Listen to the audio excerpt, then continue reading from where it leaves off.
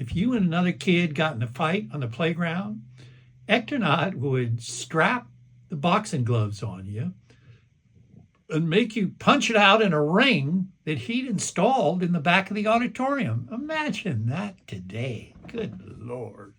I'd never been in the ring, but I was in his office every week for some insult to decorum or another.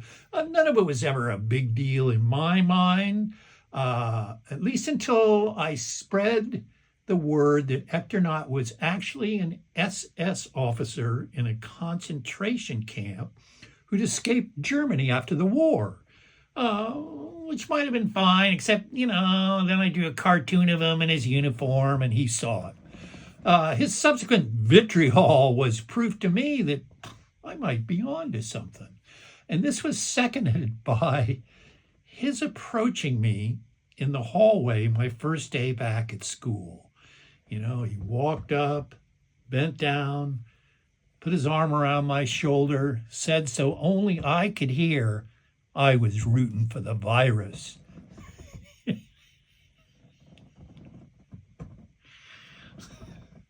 Excuse me. That was my second proudest moment. The first was when he called my buddies and I into his office to tell us about the vote. And he said, boys, we've counted the ballots, and I'm very, very sorry to tell you that Park has won the presidency. It's a disappointment to me.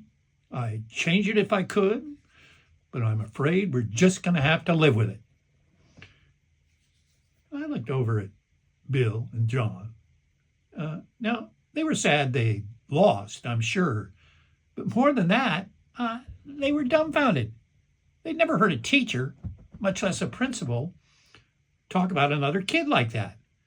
I'd tell them Ectonaut hated me, and they thought it was just talk. So now, here was the proof. I was so moved. I was so pleased. I was so proud. I could have hugged myself. I think I did, as a matter of fact. But I could never resist poking the bear. So I stood up and I said, well, thank you, Mr. Ectonaut. I know we're going to be working very closely together now. So is it okay if I call you Heinrich? Get out of here, he said.